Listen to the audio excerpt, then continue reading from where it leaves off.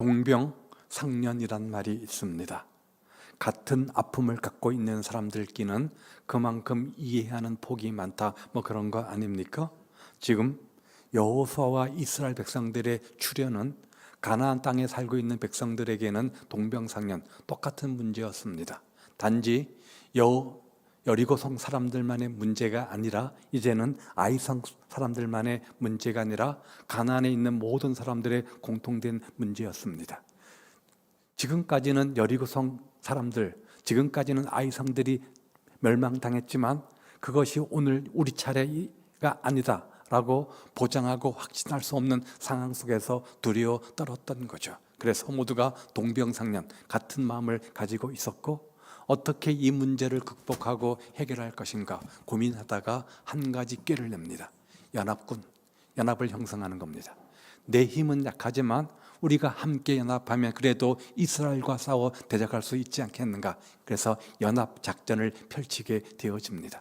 만반의 전쟁 태세를 갖추고 있었고, 한 번 승리하고 한 번 패배한 이스라엘 백성들도 장차 하나님께서 약속하신 가나안 땅의 주인공 되기 위해서 계속해서 전쟁을 벌여야 되는, 그야말로 일촉즉발의 상황 속에 놓이게 되어집니다.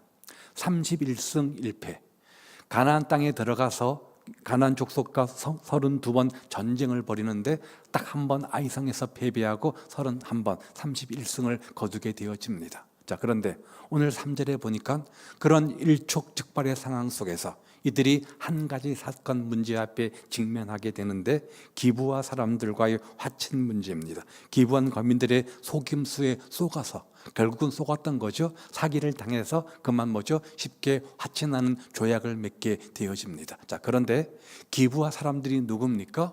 가나안 족속들 가운데서 그들이 멸망하고 점령해야 될 사람들 중에 한 사람 아닙니까? 그러니까 우군이 아니라 아군이 아니라 함께 해야 될 사람들이 아니라 저 세상 사람, 바깥 사람, 적이었다 그 말이죠. 영적으로 보면 적이었습니다. 세상이었습니다. 그런데 그들이 그만 영적 통찰력과 분별력을 잃어버리고 주님 뜻 묻지 않고 쉽게 자신의 생각과 뜻과 방법을 앞세워서 화친을 맺게 되어집니다. 저는 이 과정을 살펴보면서 우리에게도 이런 문제가 있을 수 있구나, 틈새 시장이란 단어로 생각해 보았습니다. 약간의 긴장의 끈을 놓치는 순간 그 틈새를 파고들어서 사단이 교묘하게 이들을 흔들어대는 이 모습, 틈새 시장의 모습을 발견하게 됩니다. 틈새 시장이라고 하면 남들이 쳐다보지 않는 어떤 분야, 어떤 영역 속에서 독창적 아이디어를 가지고 좋은 어떤 성적, 좋은 결과를 내는 것, 이것을 우리가 틈새 시장이라고 말하고, 일반적으로 틈새 시장은 긍정적 의미로 사용이 되어집니다. 그런데 이 신앙 면에서는, 영적인 면에서는 긍정적 이미지보다는 부정적 이미지로 우리가 조금 기도를 게을리한다든지 조금 영적 관리를 게을리하게 되어지면 그 틈새 시장을 놓치고, 누가 틈탑니까? 사탄 마귀가 틈탑니다. 우리 마음을 흔들어대고 공동체를 흔들어댄다 그 말이죠. 그러면 이들은 어떤 틈새 시장을 가지고 있었습니까? 먼저는 3절부터 6절에 보면 분별력의 부재라는 문제가 발생하게 되어집니다. 분별력의 부재. 신앙적 표현으로는 영적 통찰력의 부재, 영적 통찰력의 부재라고 할 수 있죠. 기브온 거민들이 승승장구하는 이스라엘 백성들의 소식을 듣고 기가 죽고, 대적하여 싸우기보다는 우리가 전략을 가지고 사기를 치더라도 합친하자, 이런 기가 막힌 전략을 구사합니다. 그래서 준비를 철저하게 합니다. 눈을 속이는 거죠. 그래서 헤어진 전대라든지 헤어지고 찢어져서 기운 가죽 포도주 부대, 낡아 기운 신발, 낡은 옷, 이런 모든 것들, 곰팡이가 난 떡, 가까이 왔음에도 불구하고 마치 멀리서 온 것처럼 포장하기 위해서 이것들을 미리 사전에 잘 준비해가지고 들이미니까 이들이 영적 통찰력과 분별력을 가지고 잘 판단해야 되는데 그 통찰력을 잃어버리고 쉽게 덕석 물게 되어지고, 쳐서 멸망시켜야 될 적임에도 불구하고 끌어안고 하천하는 그런 결과를 가져오게 되어진다 그 말이죠. 자, 이런 경우를 우리가 종종 성경에서 많이 만나게 되어집니다. 창세기 3장 6절에 보면 여자가 그 나무를 본즉 먹음직하고 보암직하고 지혜롭게 할 만큼 탐스럽기도 한 나무인지라. 뭐죠? 선악과 나무죠. 여자가 그 실과를 따먹고 자기와 함께한 남편에게도 주매 그도 먹은지라. 인류의 첫 조상 아담과 하와가 실패하는, 그래서 하느님 앞에 범죄하는 장면을 소개해주고 있는데 그 이유를 뭐죠? 통찰력의 분별력의 부재, 이렇게 설명해주고 있는 거예요. 선악과를 놓고 유혹하는 사단의 술수, 거짓된 것을 발견하지 못하는 영적 통찰력, 영적 분별력의 부재, 하와의 문제였고 또 하와가 꼬신다고 해서 덥석 무는 아담의 문제였다, 그 말이죠. 그 말이었죠. 따라서 본문 말씀은 이 아담과 하와의 사건은, 오늘 기본 사건의 이 문제는 이들만의 문제가 아니라 오늘 우리에게도 동일하게 적용되는 문제라, 이렇게 이해할 수 있습니다. 여러분, 우리가 잠시만 영적 생활을 게을리하고 안일에 빠져서 틈을 보이면 사단은 기가 막히게 교묘하게 그 틈새를 비집고 들어와서 우리를 흔들어 댑니다. 우리 안에 누가 계시죠? 하나님의 영 성령님이 계십니다. 그럼에도 불구하고 사단은 우리 마음속에 들어와서 우리를 휘집어 놓을 수 있습니다. 나는 예수 믿는 사람입니다. 나는 하나님의 자녀입니다. 내 안에 하나님의 영 성령님이 계심에도 불구하고, 구원받은 하나님의 자녀임에도 불구하고 순간순간 우리는 사단의 도구가 되어서 마귀의 도구로 전락해서 하나님 욕보이게 만들고 공동체를 흔들어 버리는 그런 주범이 될 수 있다? 그 말이에요. 왜요? 우리도 이들처럼 분별력, 통찰력을 잃어버리게 되어지면, 그렇지 않습니까? 영적 통찰력과 분별력을 잃어버리면 엉뚱한 것에 부하내동하게 되어지고 틈을 보이게 되어지고, 그런 나의 행동, 그런 말과 그것들이 선한 영적 공동체를 허물고 흐트러버리는 그런 주범이 될 수 있다, 그 말이에요. 그래서 요한일서 2장에 보면 이 세상이나 세상에 있는 것들을 사랑하지 말라. 누구든지 세상을 사랑하면 아버지 사랑이 그 속에 있지 아니하니. 이는 세상에 있는 모든 것이 육신의 정욕과 안목의 정욕과 그 다음요 이생의 자랑, 이거라. 이것은 세상으로 쫓아온 것이기 때문에 이 세상도 그 정욕도 지나가지만 하나님의 뜻을 행하는 것만 영원하다. 왜 우리가 틈을 보이게 되어지는가? 그 순간 우리 안에 육신의 정력이 발동해서, 안목의 정력이 발동해서, 이생의 자랑이 발동해서 그렇게 되어질 수 있다. 이렇게 우리에게 경고해 주고 있는 거예요. 하나님께서는 우리가 영적 분별력 갖기를 원하시겠죠. 영적 통찰력을 갖기를 원하시겠죠. 너희는 이 세대를 본받지 말고, 나만 그런가? 다 그런데 뭐. 이것은 자신의 합리화죠. 주님께서 원하시는 답이 아닙니다. 물길을 거슬러 올라가는 물고기처럼 세상의 문화, 세상의 분위기 그렇다고 할지라도 나만큼은 구별되게 너희는 이 세대를 본받지 말고 마음을 새롭게 함으로 변화를 받아서 하나님의, 그 다음 뭐예요? 선하시고 기뻐하시고 온전한 뜻이 무엇인지 분별하도록 하라. 하나님의 뜻이 뭔지, 하나님의 생각이 뭔지, 하나님의 방법이 뭔지 그 선한 뜻을 분별해야 되는데, 기도하지 않고 영적으로 우리가 예민감을 갖지 못하게 되어지면 사단의 도구, 사단의 밥이 된다, 그 말이에요.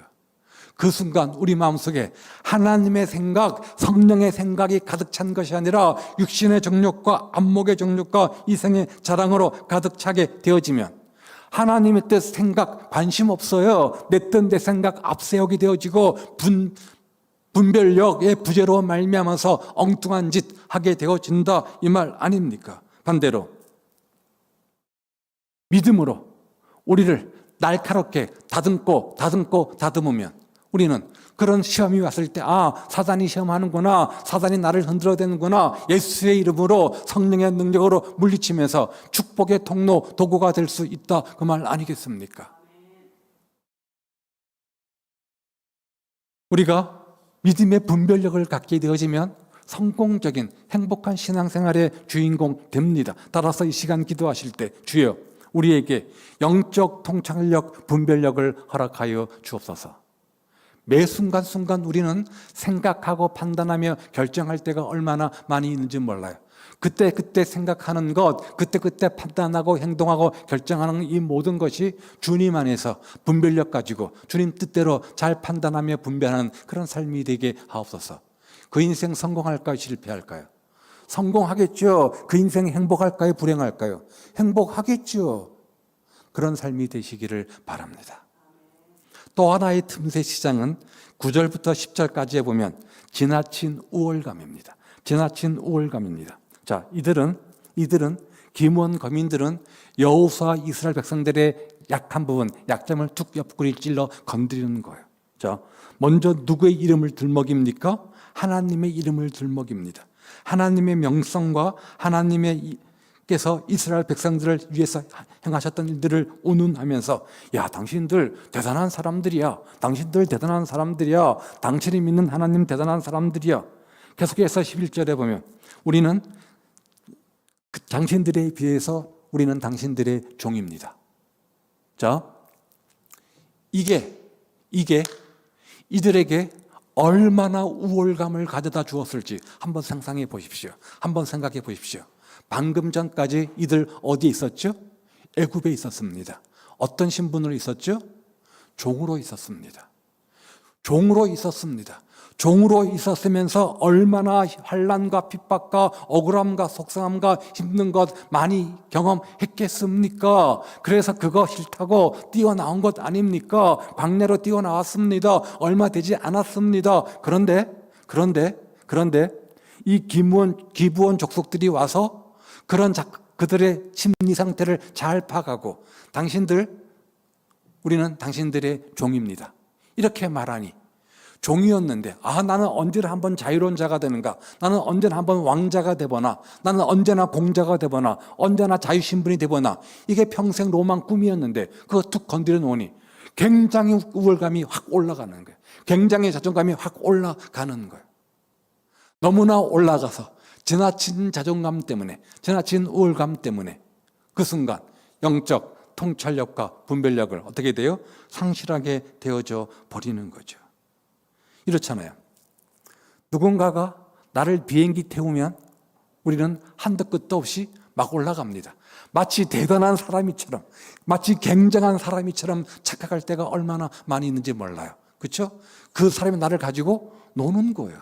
나를 가지고 노는 것임에도 불구하고 그 말 한마디 들어가지고 기분이 업돼가지고 너무나 지나치는 우울감 때문에 내가 굉장한 사람처럼 착각할 때가 얼마나 많이 있는지 몰라요. 살짝 건드려주면 그렇습니다. 그래서 나쁜 사람들은 그것을 이용해가지고 우리를 바보로 만들잖아요. 그렇죠? 만들잖아요. 예. 자신은 쏙 빠지고 마치 우리를 행동대장처럼 그렇게 해서 나팔수로 세울 때도 참 많이 있습니다. 그러다 보니까 그렇게 비행기를 태워주다 보니까 지나친 우월감 때문에 저 사람이 적군인지 아군인지 내 편인지 저쪽 편인지 분별을 못 해내는 거예요. 그래서 너무 기분이 째지는 거예요. 너무나 기분이 좋은 거예요. 그래서 덥석 그래, 봐줄게. 나랑 같이 하천하자. 나중에는 상처받겠지만 이렇게 대인배 역할을 대인배 짓을 한 거예요. 뭐 굉장히 좋은 것 같지만 사실은 뭡니까? 사기당하는 거잖아요. 속는 거잖아요. 그렇죠? 결과는 뭡니까? 속는 것 아닙니까? 속는 거예요. 속았다 그 말이에요. 이렇게 우리가 너무나 주눅 들고 기죽고 의기소침하며 살 필요는 없겠지만 지나친 우월감, 자신을 너무나 과대포장하는 것, 이것은 잘못된 분별력, 잘못된 행동과 판단, 결정의 요인이 된다 이 말이에요. 이 대목에서 사도 바울은 우리에게 고백합니다. 고린도전서 15장 10절에 보면 그러나 나의 나된 것은 하나님의 은혜라. 나의 나된 것은 하나님의 은혜라. 나의 수고나 나의 노력과 나의 열심과 나의 능력과 재능 물론 있었겠죠. 그런데 결과적으로 보면 이 모든 것 하나님의 은혜였다. 이렇게 고백합니다. 바울이 주님을 위해서 주의 사역을 위해서 얼만큼 힘써 애써 충성 헌신 봉사했는지 두말하면 잔소리죠. 우리 모두는 다 잘 알고 있습니다. 그런데 얼마든지 그 정도의 업적 공로를 쌓았다면 자신을 드러내고 자랑할 만도 하지 않습니까? 그런데 나의 나된 것은 하나님의 은혜다. 여기에 어디 자신의 우울감이 있습니까? 자신의 우쭐대는 마음이 있습니까? 아닙니다. 모든 것을 하나님으로 돌리는 이것을 여호수아가 기억하고 인정했어야 되는데 그만 그 대단한 여호수아도 지나친 성취감, 성공감, 우월감에 빠져가지고 영적 분별력을 상실하게 되어지고 그만 뭡니까? 범죄하게 되어지죠. 따라서 오늘 우리 기도할 때 주여 나에게 지나친 자신감, 지나친 우월감 아버지 하나님 갖지 않게 해주시고 모든 것 주어가 하나님 되게 하옵소서. 하나님의 은혜로 하나님이 내가 아니라 하나님이 되게 하옵소서.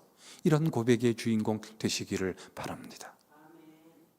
그러면 굳이 자랑할 것 없잖아요. 내가 아니라 하나님이 주었는데 하나님이 하신 건데 돈 많습니까? 하나님이 주신 건데 뭐 건강하십니까? 하나님이 주신 건데 특별한 능력이 있습니까? 하나님이 주신 건데 헌신 봉사 충성하십니까? 기도 열심히 하십니까? 내가 한 것 아닙니다. 누가 시키는 겁니까? 하나님이 하신 건데 그러면 더욱더 겸손해지겠죠. 더욱더 주를 바라보겠죠. 그러면 교만한 자를 싫어하시는 주님, 겸손한 자를 기뻐하시는 주님 더 우리를 들어 사용하실 것 아닙니까? 그런 축복의 주인공 되시기를 바랍니다. 마지막 또 하나의 틈새 시장은 14절과 15절이 말하는 중에서 중요한 것 하나가 나옵니다. 어떻게 할 것을 여호와께 뭐라고요? 묻지 아니하고. 그렇게 영적 분별력이 부재가 일어나니까 또 지나친 우월감이 앞을 가리니까 이제 지나친 자신감 때문에 영적 교만함 때문에 하나님도 필요 없다. 내가 다 할 수 있다. 이 수준까지 이르게 되어진 거예요. 내 생각과 내 뜻과 내 방법과 경험이 누구보다 앞서는 거예요? 하나님보다 앞서는 거예요. 하나님의 생각, 하나님의 방법, 주님 어떻게 할까요? 주님이라면 어떻게 하시겠습니까? 여기 이 사람들이 와서 우리에게 화친하자고 하는데 어떻게 할까요?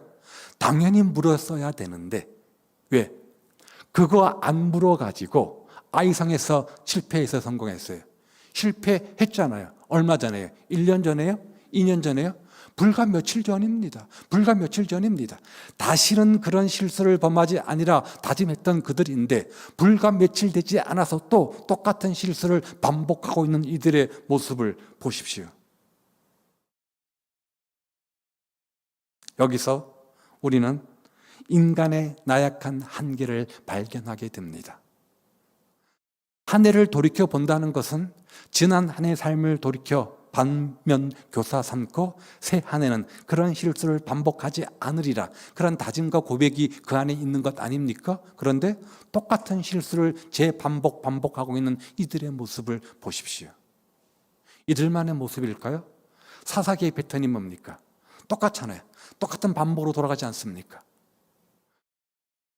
힘들 때는 아이고 주여 찾던 우리가 하나님께서 그 문제 응답 주시고 은혜 베풀어 주시면 해가지고 살다가 하나님 은혜 감사하다가 금방 바뀌어가지고 언제 그랬냐는 듯이 내가 내 인생 주인 되어서 내 마음대로 살다가 또 얻어맞으면 아이고 주여 하고 주님께서 또 은혜 베풀어 그 문제 해결해 주시면 하다가 또 주님 찾다가 또 교만해서 내 뜻대로 가다가 또 한 대 얻어맞고 이것이 사사기의 패턴인 것처럼 우리 인생의 삶의 패턴 아닙니까?